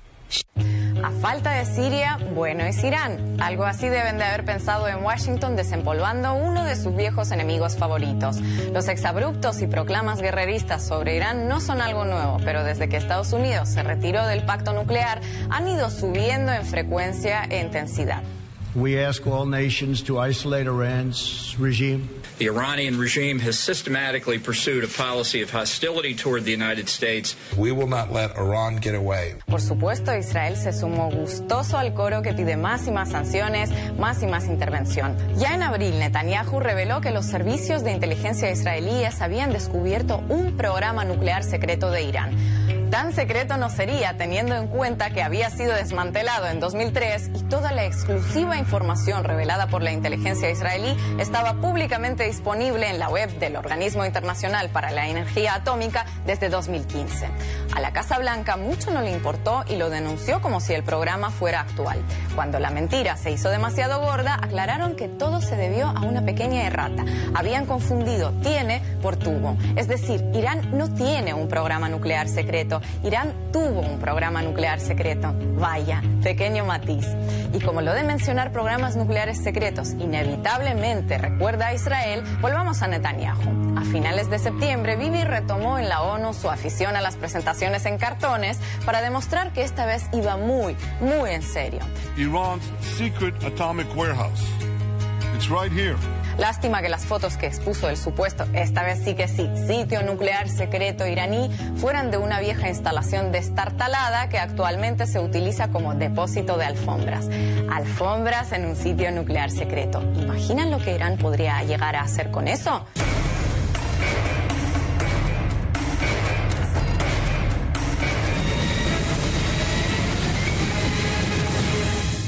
De todas formas, lo de si hay o no hay evidencias contra Irán es algo superfluo, teniendo en cuenta dos cosas. Una, que a Estados Unidos lo de presentar pruebas nunca se le ha dado muy bien, y dos, que esa pequeña carencia nunca le ha impedido tomar acciones, sobre todo si son militares. Pero ¿por qué Irán y por qué hoy más que nunca? Tanto Estados Unidos como sus aliados en la región tienen motivos de peso para temer la creciente influencia de esta potencia emergente. Para Arabia Saudita, Irán es su principal rival religioso y ya saben cómo tratan en Arabia Saudita a sus rivales religiosos. Y no contentos con eso, además los iraníes amenazan su modelo político. Una república islámica fuerte puede convertirse en un peligroso ejemplo para los súbditos de las monarquías absolutas del Golfo. Israel teme un Irán con presencia cerca de sus fronteras a través de sus aliados, como ya sucede en el Líbano y Siria. Con un Irán débil, Israel puede mantener sin estorbos su presencia en los territorios ocupados y su predominio militar en la región. Y por supuesto Estados Unidos no quiere que sus aliados de Oriente Medio pierdan poder, porque eso equivale a que lo pierdan ellos mismos. No se trata ni de derechos humanos, ni de terrorismo, ni de programas nucleares secretos. Se trata de que Irán es uno de los pocos países de la zona que tosudamente se niega a seguir los dictados de Washington. Y si encima Estados Unidos logra combinar el castigo contra una nación desobediente con una oportunidad de negocio, pues tanto mejor. Con el hostigamiento a Irán, quinto productor mundial de crudo, aumenta el precio del petróleo y por tanto Arabia Saudita, el mayor exportador, se llena de dólares con los que puede comprar armas. ¿Para qué? Para protegerse de la amenaza de Irán. ¿Y a quién se las comprará? A su principal proveedor, por supuesto, Estados Unidos. O dicho de otra forma, pagarse y darse el vuelto. Con tanto beneficio a la vista, ¿cederá Estados Unidos a la tentación de una acción militar a gran escala?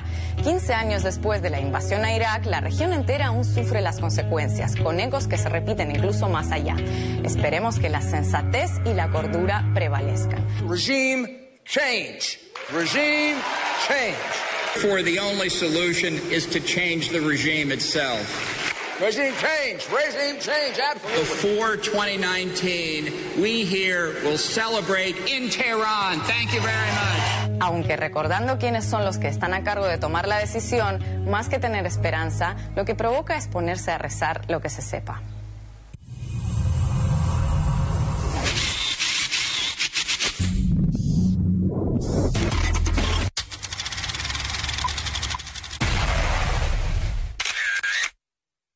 ¿Por qué ustedes creen que es el ataque a Irán?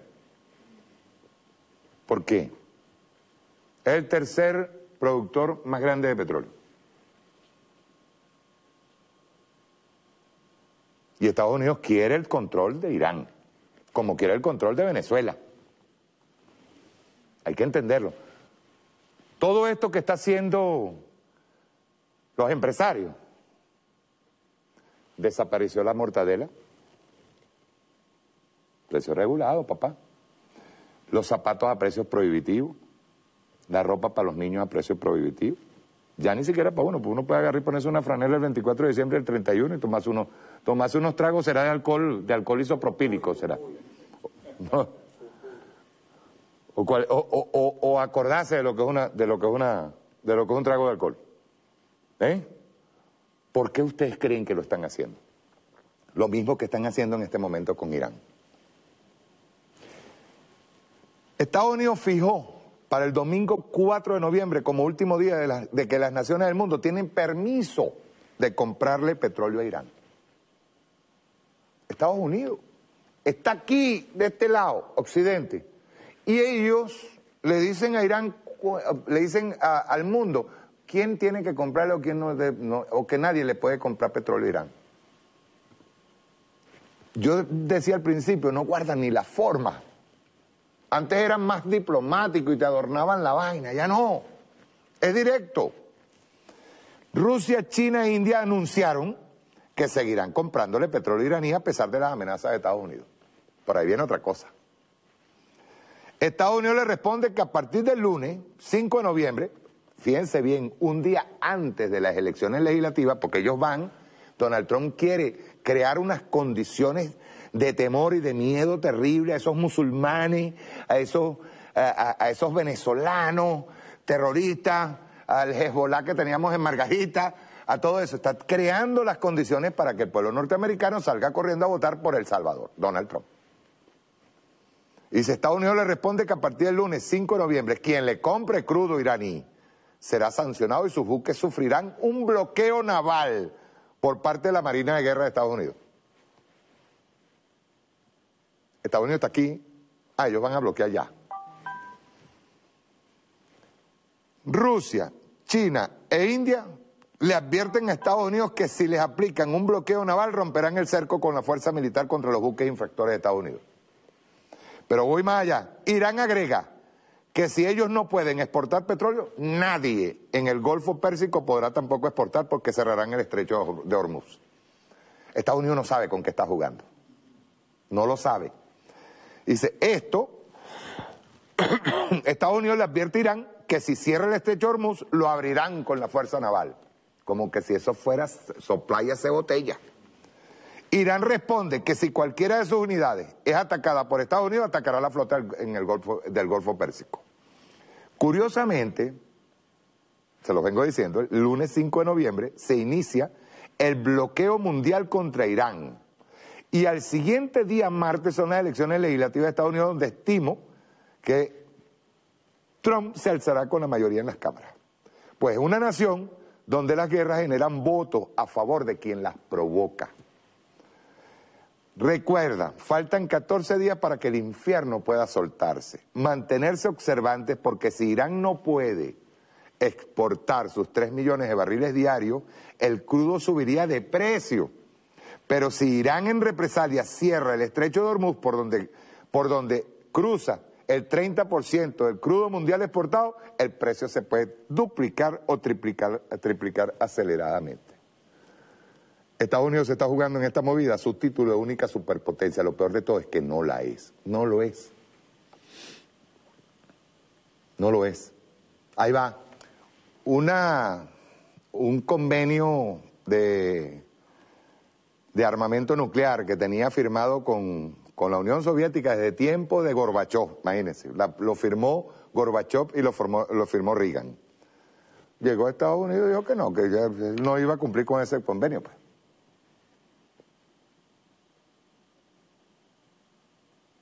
Le metió unos buques de guerra porque quiere meterse cerca de Taiwán. China le dijo ni se te ocurra. Y de hecho, Xi Jinping tiró un discurso en donde dijo claro y raspado a todos los soldados y a toda la tropa, el ejército, uno de los ejércitos más grandes del mundo, que es el ejército chino, les dijo prepárense para la guerra. Pero a Taiwán no la tocan, ni entran.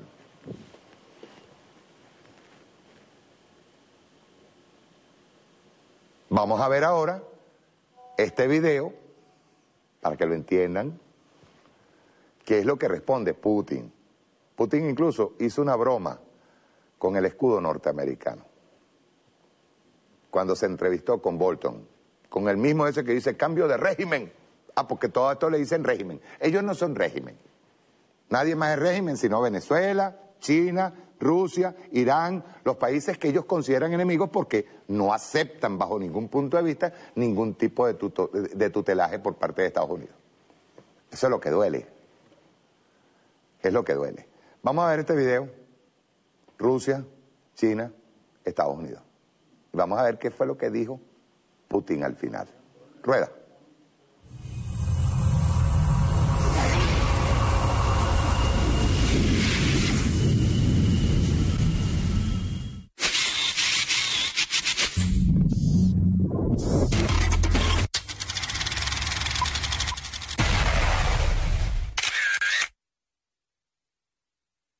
Washington vuelve a arremeter contra Moscú, esta vez por la amenaza de Donald Trump de salir de un pacto firmado a finales de la Guerra Fría, alegando supuestas infracciones cometidas por Rusia.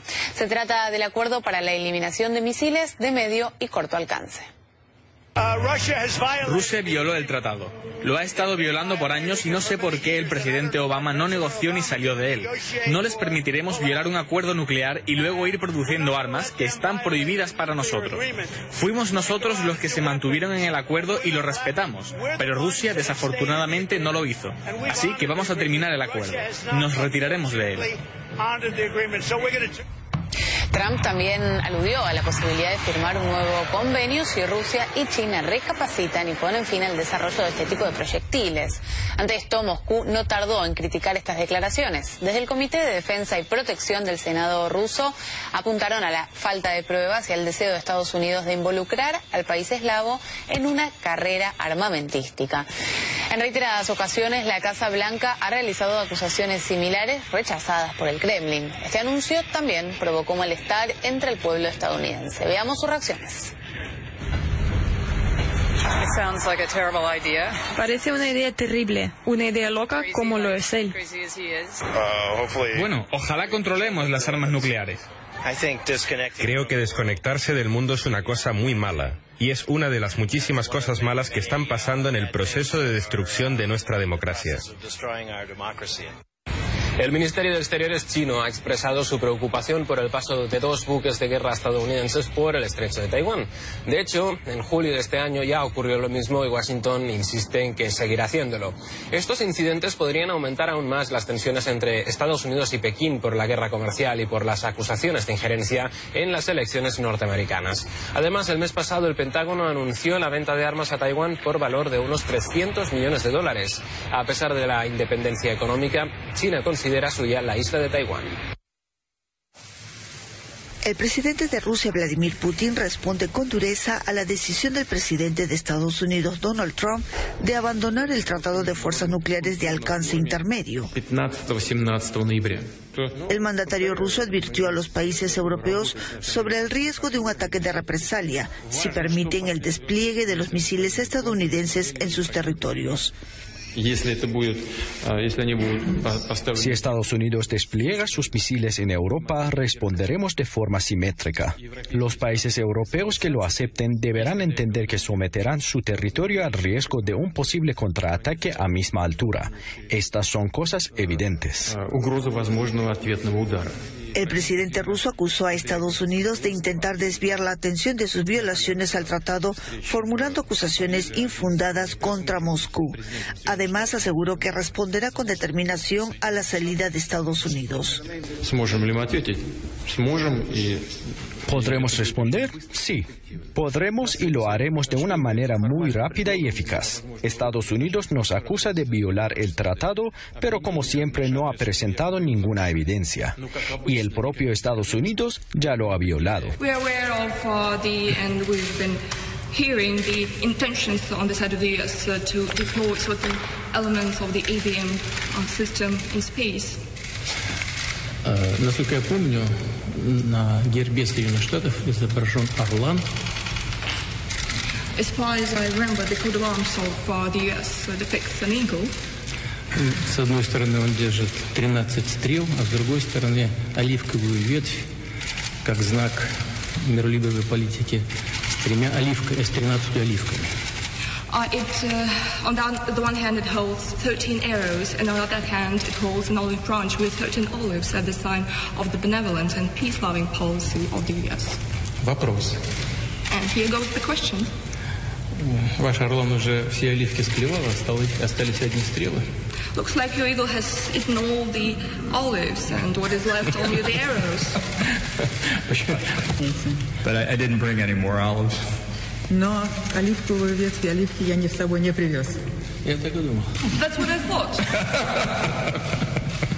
The olive branch is held in the right talon of the eagle. Если вы помните, то оливковая ветвь, она держится в правой лапе у орла. Demonstrating its priority. Так что он демонстрирует свои приоритеты именно таким образом. Там есть надпись еще, насколько я помню, «Единство в многообразии». And there is also the saying there, as far as I remember, unity is in diversity. Поэтому, несмотря на различные подходы, можно и нужно искать все-таки точки соприкосновения. Ну, мне так кажется. That is why, despite differences, I believe we need and we should look and seek overlaps. И когда мы убеждаемся, а это все происходит в течение нескольких секунд, убеждаемся, что атака идет на территорию России, только после этого мы наносим ответный удар.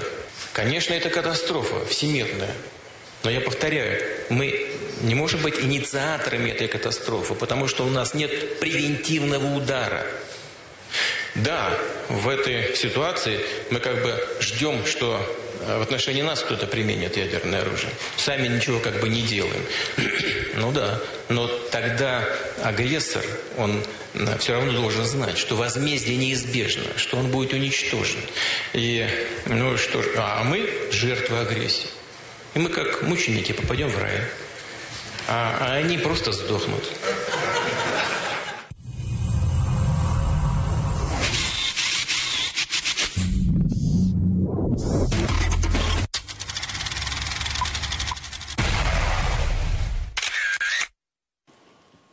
Hay algo de lo que Estados Unidos no ha entendido. Por eso yo decía al principio del programa que el problema no es solamente recursos que necesita Estados Unidos. El problema es Chávez. Son 20 años. Chávez vino y cambió. De lo que se está hablando es en multipolaridad, cosa que Estados Unidos no la quiere admitir. Estados Unidos no es el más poderoso.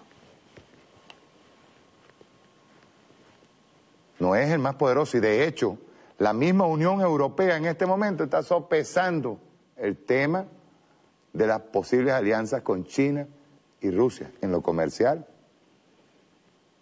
Sin embargo, la OTAN está haciendo ahora mismo maniobras cercanas al territorio ruso. Y Rusia se lo tiene advertido. Entonces, el tema es que ¿qué no le perdonan a Venezuela? Así como no le perdonaron a Haití ser el primer país en Latinoamérica liberado del colonialismo. Y encima hecho por negros. Para que ustedes vean. ¿Qué no le perdonan a Venezuela? Que el comandante Chávez haya volteado la tortilla de aquello que era la historia, el final de la historia de Fukuyama. Eso es lo que no le perdonan a Chávez. Y voy a decir algo, lo voy a decir con muchísimo más, yo diría que acierto, pues. Acierto. Otra cosa que no nos perdonan es que todavía 20 años después estemos en el poder. Y sigamos siendo soberanos, libres e independientes gracias al comandante Chávez. Gracias al comandante Chávez. Repito, esta circunstancia, que no es buena, de un Bolsonaro en Brasil, de un Macri en Argentina, con muchos problemas, problemas que también va a enfrentar Bolsonaro, pues Bolsonaro no es solamente que se ponga a estar vociferando en contra de Venezuela y hablando de que ellos podrían participar en la liberación de Venezuela, o Duque vociferando. No, esto es una cuestión económica y de pueblos. Ellos tienen problemas que resolver urgentes y que los ricos no les gusta resolver. Las condiciones económicas desde que llegó Temer a la presidencia con un golpe de Estado eso hay que decírselo a Nito Pérez Osuna para ver si lo asimila, que fue un golpe parlamentario de Estado, ¿verdad? Y ahora con la llegada de Bolsonaro al poder, repito, pueden hacer los miles de análisis, pero yo sigo pensando que Bolsonaro no llega al poder así por así. Igual la llegada al poder de Duque. Ellos juran y perjuran que ya tienen cercado a Venezuela. Tenemos que estar muy alerta. Cuando yo hablaba la vez pasada de la bicicleta cambiaria, no estaba hablando tontería, estábamos haciendo una proyección a futuro. Ellos iban a hacer ese trabajo. No solamente desde Colombia, sino los empresarios nuestros. Estos que viven aquí en el país, que no son nuestros ni son patriotas. Y son los que vienen acelerando una subida de precios descomunal para que el pueblo se sienta rabioso y el presidente Nicolás Maduro sea desconocido el 10 de enero. Ese plan está clarito. No estamos diciendo nada nuevo. ¿Que estamos trabajando? Sí. Falta mucho por hacer. Y una de las cosas primordiales en este momento es que el hambre y las necesidades no pueden esperar. Hay que tocarlas. Hay que buscar soluciones. Un empresario que está en el deber, escuche bien, porque el que hace alimentos y no los produce por beneficio o por beneficiarse con otro tipo de productos, está cometiendo un delito. Un empresario que no hace mortadela porque está regulada está cometiendo un delito, porque tiene la materia prima para hacerlo. Un empresario que te sube el precio, que cobra en dólares su producto, está cometiendo un delito. Y que sube de acuerdo a un dólar que no es del Banco Central de Venezuela. Está cometiendo un delito. Yo el otro día venía en carretera y venía al lado mío una persona, echamos gasolina al carro. Y luego que se montó la persona al lado mío,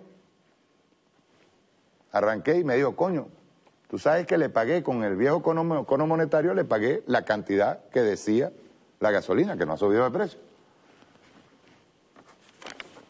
El bombero. Y yo quiero hacer esta explicación porque forma parte del trabajo de desnaturalización del venezolano que vienen haciendo. El bombero hizo así, cuando le dimos el billete, hizo así. Rompió el billete. Yo le dije al compañero que venía ahí al lado, yo le dije, pues tú no me contaste esa vaina en el momento en que estábamos echando gasolina. Pues ese carajo tiene que ir preso. Porque no es el billete. Es lo que representa el billete. Cuando nosotros decimos Bolívar soberano, estamos hablando de Simón Bolívar. No solamente de un cono monetario, es lo que representa nuestra moneda. ¿Qué le han venido metiendo a la cabeza al pueblo? Que el viejo cono monetario es una mierda y pueden romperlo. La falta de respeto. Y que diga a la persona que venía al lado, cuando agarró y me lo contó, que ya íbamos en carretera, yo lo veía molesto y le pregunté, le dije, ¿qué pasó? Y me dice, no, pasó esto, esto y esto. Y luego, esa vaina me la dice y yo me paro ahí. Y uno está en el deber de pararse, buscar la Guardia Nacional. Este señor acaba de romper un billete en frente mío. Por una cuestión de respeto. Y es una cuestión de nacionalidad, es una cuestión de soberanía, no joda. Así nos están tratando. Desnaturalizan completamente a un muchacho al que le dijeron que ese cono monetario es una mierda. Y les voy a decir algo. Eso está pasando en toda Venezuela. No están aceptando el viejo cono monetario. ¿Saben por qué? Y quiero decírselo al pueblo venezolano para que se arreche.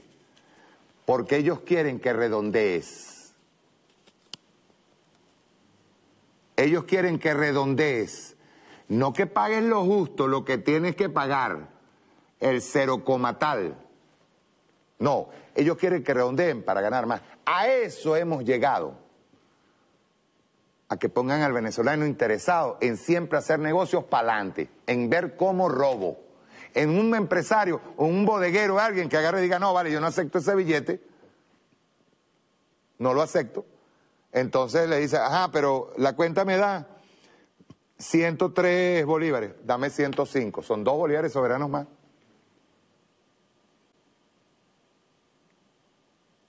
Por no querer aceptar el cono monetario viejo. Es decir, han venido desnaturalizando y convirtiendo a la República en un hazmerreír, y esto no es así.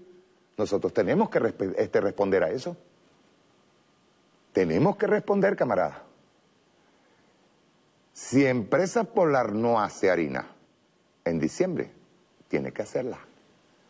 Por las buenas o por las buenas.